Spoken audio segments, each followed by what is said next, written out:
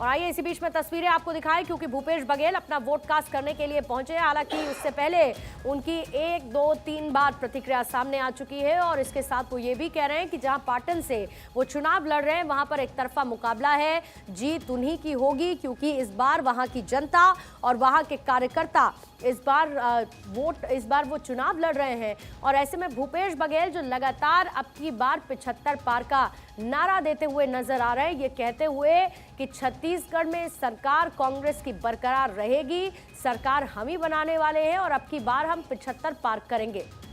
हालांकि उनका जो मुकाबला है वो उनके ही घर के व्यक्ति से ही है, जिसको लेकर भूपेश बघेल कह रहे हैं कि रिश्ते में हम तुम्हारे बाप लगते हैं। हालांकि वो उनके भतीजे हैं, लेकिन ये फिल्मी डायलॉग सही जगह पर भूपेश बघेल की तरफ से इस्तेमाल किया गया है। मेहमान लगातार हमारे साथ बने हुए हैं। शिवम शुक्ला हमारे साथ मौजूद है, डॉक्टर चीना कर्मवीर हमारे साथ है, राहुल लाल जी हैं, संजय राणा जी स्टूडियो में हैं और सौरभ दुबे जी भी हमारे साथ बने हुए हैं। और सौरभ दुबे जी, इस बार आप ही के साथ मैं शुरुआत करती हूँ, क्योंकि लगातार इस बात को लेकर चर्चा हो रही है कि मुद्दे क्या, लेकिन मुद्दों में जिस तरीके से बयानबाजी हावी रही उसको लेकर क्या कहते हैं कि वोटर्स के मन में कोई प्रभाव पड़ता है। जिस तरीके से स्टार कैंपेनर्स जमीन पर उतरे, खुद प्रधानमंत्री मोदी, उधर राहुल गांधी, प्रियंका गांधी उतरी, इधर जेपी नड्डा, अमित शाह उतरे, वोटर्स के मन में आखिरी समय में ये रैलियां, ये कैंपेनिंग कुछ गेम चेंजर होती है क्या?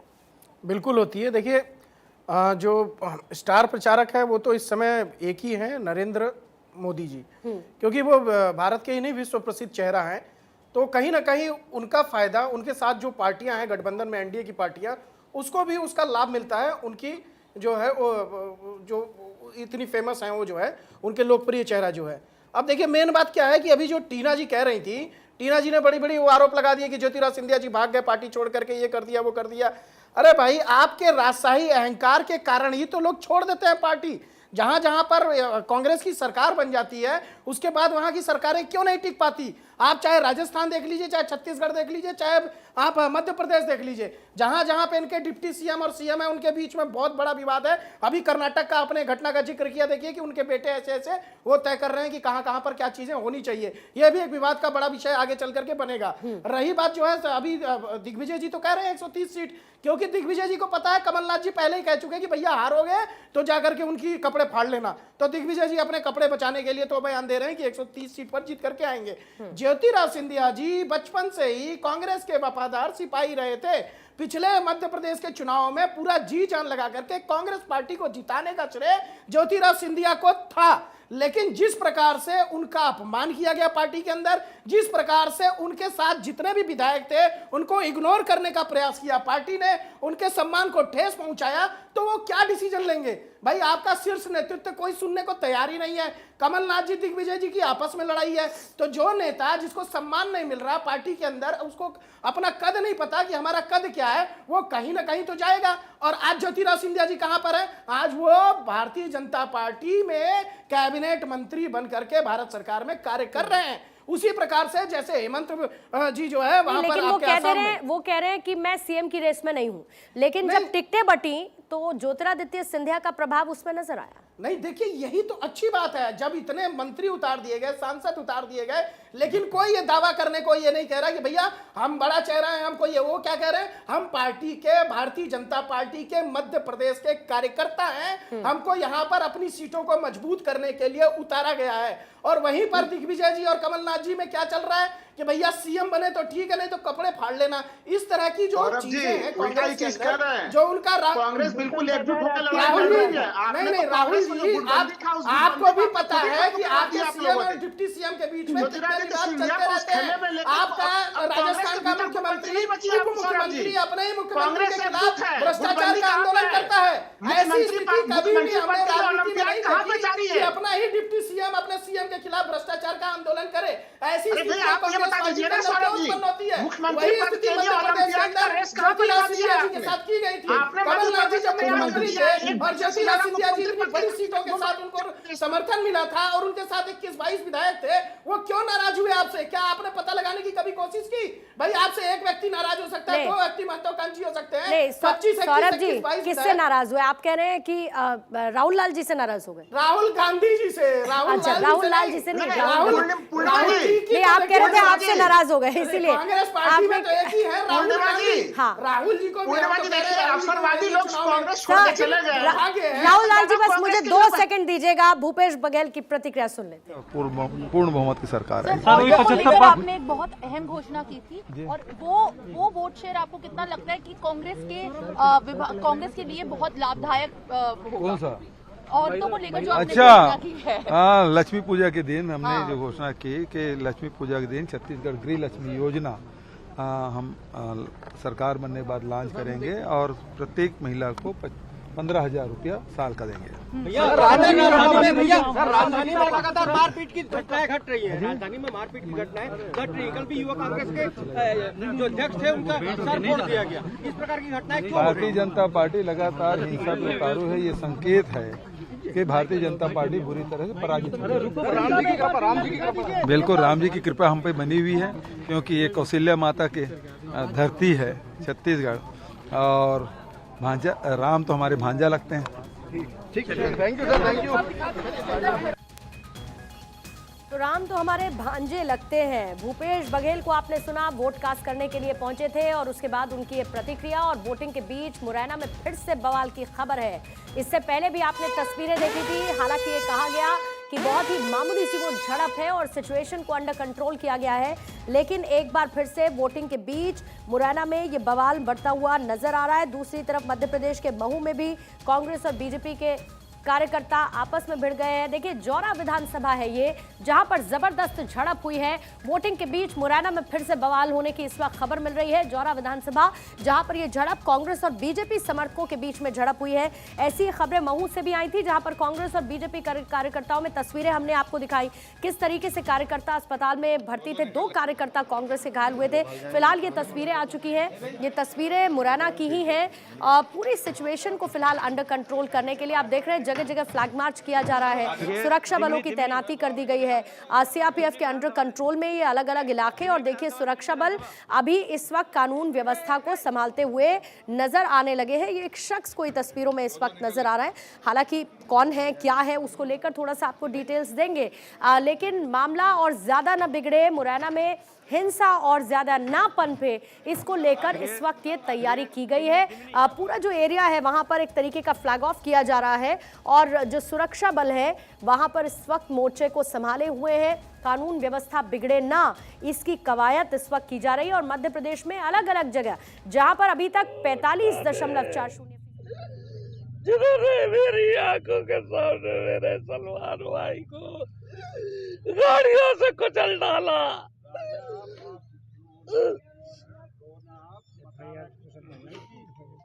मैं ईंट से ईंट बजा दूंगा, मैं ईंट से ईंट बजा दूंगा। यदि प्रशासन नहीं चेतता है तो हम लोग कानून लेने अपने हाथ में विवश हो सकते हैं। हाँ, मैंने आवेदन दे दिया है। आवेदन देने के बाद में मुझसे बोला गया है कि आप थोड़ा रुकें, जब तक हमारे पास में वो वहाँ से डॉक्टर का वो नहीं आ जाता है। कितने लोगों की संख्या रही होगी सर? लगभग 50 लोग रहे थे।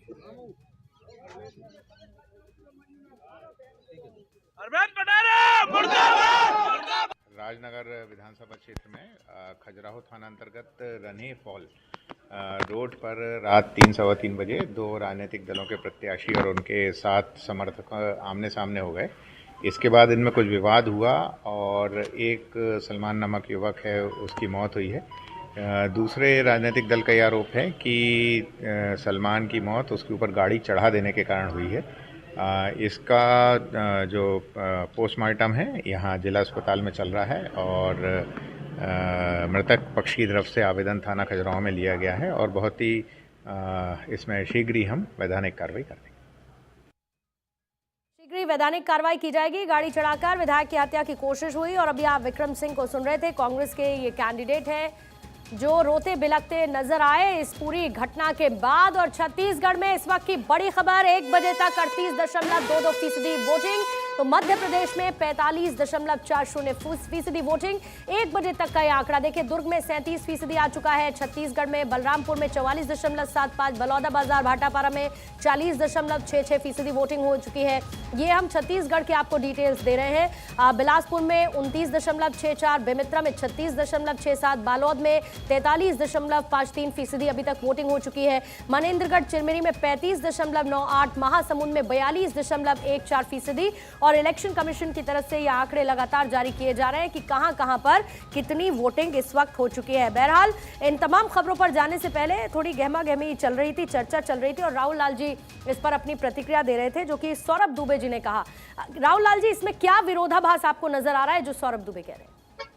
नहीं, सौरभ जी जो कह रहे हैं, ज्योतिरादित्य सिंधिया को लेके मैं कह रहा हूं कि ज्योतिरादित्य सिंधिया जो पिछले बार अगर ग्वालियर चंबल संभाग की सीटें देखें, कांग्रेस ने अच्छा प्रदर्शन किया था और इस बार जब ज्योतिरादित्य सिंधिया छोड़ के जा रहे हैं, 3 दिसंबर को पता चल जाएगा आपको, वो सीटों की संख्या पिछले बार से भी कांग्रेस की बढ़ी हुई दिखेगी। आप बताइए, ज्योतिरादित्य सिंधिया के जाने से बीजेपी को लाभ हो रहा है या हानि हो रही है? कांग्रेस को लाभ और बीजेपी को हानि, ये बिल्कुल जमीन की स्थिति के आधार पर मैं बता रहा हूँ। तो इसलिए ऐसे नेताओं को किसको रखना चाहिए? मैं तो कह रहा हूँ भारतीय जनता पार्टी ने आसान कर दिया है काम। आप कुर्सी के लाभ के लिए ही नेताओं को रखते हैं ना? राहुल जी, आपकी बात से साफ-साफ पता चल रहा है कि आप सत्ता की लालच के लिए नेताओं का सम्मान करते हैं। ये स्पष्ट आपके अभी आपने स्पष्ट कर दिया कि बीजेपी को घाटा हो रहा है तो ज्योतिरादित्य सिंधिया चलेगा, कोई दिक्कत नहीं है, हमारे यहाँ थे तो सीट का फायदा हुआ है। ये जो सत्ता की लालच है ना, जो सत्ता का अहंकार है, कांग्रेस पार्टी इसी के अंदर जो है, इसके नेता जिनका जमीन पे कोई पकड़ नहीं है, जो केवल हवा में करना पड़ रहा है कि आज अपना जो जमीन है वो अपने पैरों के नीचे से वो कांग्रेस पार्टी खोती जा रही है। अभी जिस प्रकार से आप दोबारा जो है, आप एक बात बताइए कि कल को कोई नेता अगर आपको सीट लाके नहीं देगा तो आप पार्टी से उसको साइड कर देंगे, किनारे कर देंगे? आपके बयानों से ये बता दीजिए, आप अभी पार्टी में तमाम सम्मान से वही बात के साथ कह रहे हैं कि भैया दिग्विजय जी के जाके कपड़े फाड़ो। अभी अगर चुनाव जिस प्रकार से कमलनाथ जी दोपहर होते होते अभी वो उनका शुरू हो गया, उनका रोना शुरू कर दिया उन्होंने। ऐसा करते हैं सौरभ जी, ऐसा करते हैं राहुल लाल जी, ऐसा करते हैं कि अब इधर बीजेपी के स्पोक्स पर्सन और कांग्रेस के स्पोक्स पर्सन से रियल बीजेपी के और कांग्रेस के स्पोक्स पर्सन की तरफ थोड़ा सा आगे बढ़ जाते हैं। शिवम शुक्ला जी रिएक्ट करें, उससे पहले डॉक्टर टीना आप क्या कहना चाह रही थी? जो आरोप सौरभ दुबे लगा रहे हैं, वो सेलेक्टिव क्रिटिसिज्म क्यों है, सेलेक्टिव अप्रोच क्यों है? क्योंकि अगर आपका कुछ बुरा तो उनका ज्यादा, तो इसीलिए मैंने तो कुछ बुरा नहीं किया वाली अप्रोच होती है। देखिए, मैं तो ये कहना चाहती हूँ, ज्योतिरादित्य सिंधिया जैसे विश्वासघाती और गद्दार व्यक्ति की जरूरत भाजपा में है और अच्छा है वो भाजपा में चले गए, क्योंकि देखिए वो व्यक्ति जिससे पहले कांग्रेस में रहे, वो खुद कह रहे हैं जो अपने पिता का नाम हो किसी का होगा, किसका होगा सवाल। तो मतलब आपके लिए ज्योतिरादित्य सिंधिया गद्दार हैं, कांग्रेस के लिए वो गद्दार है? बिल्कुल बिल्कुल। दूसरी बात मैं कहना चाहती हूँ, नहीं टीना जी, टीना जी, मैं फिर से रिकन्फर्म कर रही हूँ, आप गद्दार कह रही हैं ज्योतिरादित्य सिंधिया को? बिल्कुल गद्दार कह रही हूँ। बड़ा दुर्भाग्यपूर्ण स्टेटमेंट है किसी के नेता जिसके पिता भी कांग्रेसी रहे हो, उनका पुत्र भी बचपन से कांग्रेसी रहा हो, कांग्रेस के लिए अपना सब कुछ उसको भी गद्दार कह रही है। गद्दार क्यों ये बोला जा रहा है? क्योंकि इनकी पार्टी को छोड़ के चले गए जो स्वयं शंभू नेता है इनके, राहुल गांधी, जिनका कोई अस्तित्व नहीं है, जो अपनी जो कंस्टिट्यूएंसी वो भी हार गए और वो नेता है, और जो नेता जीता हुआ उसको नेता नहीं बता रहे। नहीं टीना जी, लेकिन टीना जी ये दुर्भाग्यपूर्ण नहीं है कि पहले पार्टी के अंदर किसी ऐसे नेता की नजरअंदाजी हो जिसका जनाधार बढ़ा है, जिसमें आप बात कर लीजिए चाहे ज्योतिरादित्य सिंधिया की, आप राजस्थान में सचिन पायलट की बात कर लीजिए, आपको कितना कवर अप करना पड़ा उसके लिए। आप ये देखिए ना, बार बार आकर ये बताना पड़ा कि सब कुछ ठीक है। आप राजस्थान में देख लीजिए, हाथ में हाथ डाले, ये बताना पड़ा कि नहीं सब ठीक है अब, लेकिन अंदर क्या क्या हुआ है ये किसी से छिपा तो नहीं है मैडम। देखिए, सचिन पायलट और अशोक गहलोत में क्या गहमा गहरी कोई है? कुछ अटकलें थी, कुछ ये जबरदस्ती का एक तरीके से प्रचार किया गया। हालांकि दोनों पार्टी छोड़ के मैडम जा रहे थे, अपने साथ कितने लोगों को ले जा रहे थे, ये छोटा मोटा नहीं, आप समझिए सरकार गिरने तक की नौबत थी, सरकार गिरने तक की नौबत थी। ज्योतिरादित्य सिंधिया लगातार इस बात को देखते रहे, इस बात को ऑब्जर्व करते रहे कि उनकी कोई पूछ ही नहीं है पार्टी के अंदर, फिर वो गद्दार कैसे हो गए? भाजपा में गए ना, भाजपा में चले गए, तो गद्दार कैसे हो गए? बारे में कोई बात ही नहीं करनी है, उस व्यक्ति के लिए आप कोई चर्चा नहीं करना चाहते, वो हमारे लिए शून्य है। मैं अपनी मुद्दों पर बात करती हूँ कि देखिए भारतीय ठीक है। जनता पार्टी लगातार नफरत की राजनीति करती आई, लेकिन हम लोगों ने असल मुद्दों पर बात की, युवाओं के रोजगार की बात की। व्यापम घोटालों में 1 करोड़ के करीब युवाओं के भविष्य को शिवराज मामा ने धकेले का काम किया, और आज हम उन असल मुद्दों पर बात कर रहे हैं। वो चुनाव प्रचार उस हिसाब से किया हमने, इसीलिए मोदी जी को भी गारंटी जो कि कांग्रेस की गारंटी है उस पर बात करनी पड़ी। और ये लोग तो चुनाव प्रचार के अंदर सबने देखा हिंदू मुस्लिम, इसी पर आप जनता तो ये देखने जा रही है कि जिस तरीके से हमने कर्नाटक हिमाचल में जनता के असल मुद्दों पर चुनाव जीता, इनको भी उसी पे वापस आना पड़ा जो हम लोगों का एजेंडा था, जो हम लोगों का चुनावी एजेंडा था। तो आज हमारी जीत तो पहले ही हो चुकी थी, लेकिन जैसे ही ये हारने लगे, इन्होंने अपने प्रबल घटक दल जो कि ईडी सीबीआई है उनको आगे लाना पड़ा, और ये मोहर लगा दी ईडी सीबीआई ने कि ये हारे हुए हैं। पर हम तो बहुत पहले से कहते आ रहे हैं। मैम, विपक्षी दल को तो आप लोग साथ नहीं ला पा रहे। इंडिया गठबंधन इतनी बातें करते हैं। अखिलेश यादव जो है लालची बोल देते हैं राहुल गांधी को, कांग्रेस पार्टी को। आम आदमी पार्टी आपके खिलाफ चुनाव लड़ रही है। आपका अपना गठबंधन तो समेट नहीं पा रहा। जो पार्टी छोड़कर चला जाता है उसको आप गद्दार बता देते हैं। पार्टी में रहते हुए बड़े नेताओं की नजरअंदाजी होती है, तो फिर तो ये होगा ना एज अ रिजल्ट। एनडीए क्यों छोड़ के चले गए? आपके सवाल भारतीय जनता पार्टी से पूछ सकते हैं। ये सवाल जो है लगातार इंडिया अलायंस को लेकर, हम लोगों का इंडिया अलायंस बहुत जिसे कहें कि बहुत अच्छे से चल रहा है मजबूती के साथ, और अब आने वाले चुनाव में हम मध्य प्रदेश में तो आपने समाजवादी पार्टी के जीते हुए कैंडिडेट पे लेकिन कोई हमारे पास कोई दिक्कत नहीं है। आपने विश्वासघात और गद्दारी जो है समाजवादी पार्टी के साथ की। आपको पता होना चाहिए कि समाजवादी पार्टी का कैंडिडेट जो जीता हुआ था उसके साथ गठबंधन में रह गए। किसने गद्दारी की? उसी कैंडिडेट के ऊपर आपने अपने अखिलेश यादव रात में 1 बजे तक आपसे वेट कर रहे थे कि आपको कितनी सीटें देंगे। वही अखिलेश यादव को जिसको कमलनाथ जी ने कहा कौन अखिलेश, इस प्रकार से अपने नेताओं का अपमान, अपने साथ गठबंधन की पार्टियों का अपमान, ये कांग्रेस का राजशाही ठीक है, मुझे शिवम जी के पास जाना होगा। शिवम जी प्लीज अपनी बात पूरी कीजिएगा, फिर मैं आती हूँ सर आपके पास। शिवम जी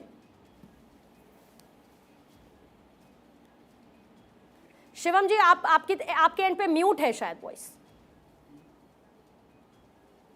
पूर्णिमा जी, लोकतंत्र में जनप्रतिनिधियों की वफादारी सिर्फ और सिर्फ जनता के साथ होती है। सिंधिया जी ने उसको भली बात चिंतार्थ किया है, दिखाया है कि जब कांग्रेस पार्टी किस प्रकार से वादा खिलाफी की राजनीति पर आगे बढ़ रही थी, उन्होंने चुनी हुई सरकार को, जो कि कहीं न कहीं भानुमति में कुंबे को जोड़ करके बनाई गई थी, समाजवादी पार्टी का समर्थन, बसपा का समर्थन, निर्दलीय लोगों के समर्थन से सरकार चल रही थी, उसको गिराने का काम किया। और स्वाभाविक तौर पर जिस पार्टी को सबसे ज्यादा मत प्रतिशत मध्य प्रदेश में मिले थे, उसकी सरकार स्थापित करने में अपना महत्वपूर्ण योगदान स्थापित किया।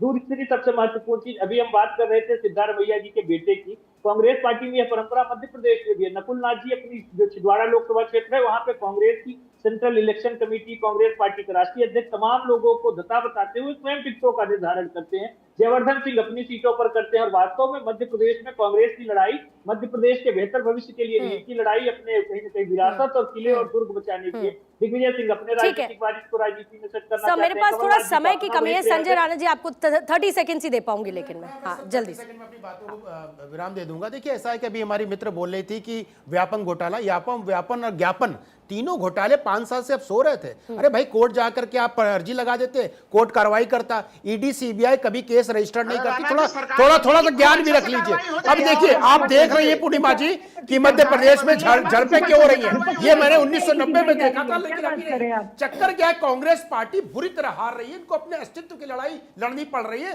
तो इस तरह की घटनाएं घट रही है। लेकिन पिछला चुनाव उठा के देख लीजिए, ऐसा कुछ नहीं था, क्योंकि ये चुनाव बदल चुका है। लेकिन ये कांग्रेसियों का हताशा और निराशा ये दिखा रहा है कि झड़पें जो हो रही है उसका कारण है। और देखिए राहुल गांधी की समस्या क्या है कि 2 तरह के राहुल हैं। एक राहुल गांधी जो रंगमंच पे है, दूसरे राहुल लाल साहब जो टीवी के मंच नहीं, वो फील्ड पर भी है सर, वो फील्ड पर भी गए हैं और वो अपना फील्ड का एनालिसिस बता रहे हैं।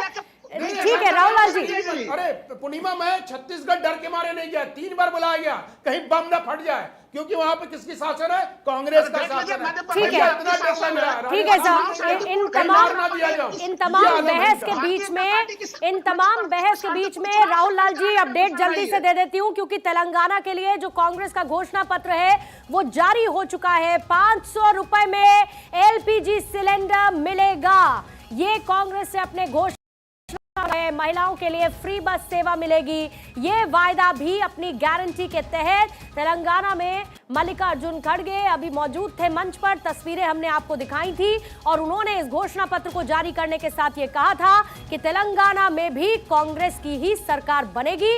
ये घोषणा उनकी तरफ से कर दी गई है घोषणा पत्र के जरिए। ये देखिए घोषणा पत्र जारी होने की तस्वीरें भी हैं और इसी के साथ मेहमान लगातार जरूर हमारे साथ बने हैं, लेकिन भारत 24 इस बड़ी कवरेज के दौरान एक महत्वपूर्ण अपील आपसे करना चाहता है। प्रजातंत्र का महोत्सव आज है और भारतीय प्रजातंत्र का मूल आधार मतदान है। देश और देशवासियों का भविष्य इसी के साथ जुड़ा है और हर भारतीय प्रजातंत्र का इसीलिए नियंता माना जाता है। इसी माध्यम से देशवासी अपने 5 वर्षीय भविष्य को तय करते हैं। इसीलिए भारतीय प्रजातंत्र में इस दिवस का महत्व काफी है। भारत की आजादी के बाद कुछ सालों तक भारतवासी इस दिवस के महत्व को समझ नहीं पाए थे, लेकिन अब भारतीय प्रजातंत्र बुजुर्ग हो गया है। इसीलिए इस अवस्था में प्रजातंत्र का महत्व भी वो समझ चुका है। क्योंकि प्रजातंत्र का मूल आधार मतदान है, इसीलिए हर प्रजातंत्री देश में मतदान दिवस को पुण्य दिवस मनाकर उसे धूमधाम से सेलिब्रेट करे। भारत अभी तक 1.5 दर्जन से अधिक ऐसे पुण्य पर्व मना चुका है और आज भी मध्य प्रदेश के साथ साथ देश के 5 प्रदेशों के लिए पुण्य पर्व लगातार जारी है, जहां प्रदेशवासियों को अपने आने वाले 5 साल का भविष्य तय करना है। क्योंकि देश का प्रजातंत्र और देशवासी हर दृष्टि से काफी जागरूक है, अपने कर्तव्यों के प्रति सजग है। ऐसे में इस दिवस का महत्व और ज्यादा बढ़ जाता है। भारत के मतदाताओं के कुछ ऐसे समूह भी हैं जो कि मतदान दिवस को अवकाश के तौर पर समझकर मौज मस्ती करते हैं, लेकिन अगर सही मायनों में, सही अर्थ में इस दिवस को देखा जाए तो यह दिवस देश और देशवासियों के लिए बहुत अहम माना गया है। क्योंकि इस दिन देशवासी न सिर्फ अपने राष्ट्रीय कर्तव्य का अधिकार पूर्वक पालन करते हैं, बल्कि इस दिन देश प्रदेश का 5 साल का भविष्य भी तय होता है। इसीलिए अपील ये है कि इस दिन को राष्ट्रीय त्योहार दिवस मनाकर ही अपनी रिस्पॉन्सिबिलिटीज, अपनी ड्यूटीज के साथ आप इसे सेलिब्रेट करें और प्रजातंत्र के महायज्ञ में सब काम छोड़कर प्राथमिकता से अपनी आहुति जाकर डालें, यानी कि अपने वोट का इस्तेमाल करें, जिससे प्रजातंत्र के अहम कर्तव्य के साथ हर नागरिक के दायित्व की भी पूर्ति हो सके। और भारत 24 आपसे यही अपील करते हुए ये कवरेज लगातार जारी रखेगा। फिलहाल रुकेंगे एक बहुत छोटे से ब्रेक के लिए।